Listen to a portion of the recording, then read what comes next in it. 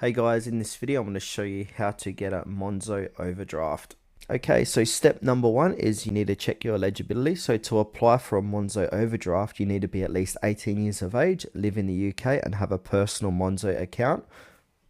And this isn't a joint account, and your eligibility is based on your credit history and how you use your Monzo account. Then step two, we need to go ahead and open up the Monzo app, tap your profile or the account settings, look for the option to set up an overdraft. If you're eligible, Monzo will show you how much you can borrow and the interest rate. From there, simply review the terms and tap to activate it. If you don't see the option, it means you're currently not eligible, but you could try again at a later date. From here, you may be offered an overdraft up to £3,000. The interest rate typically ranges from 19% to 39%, which varies by users.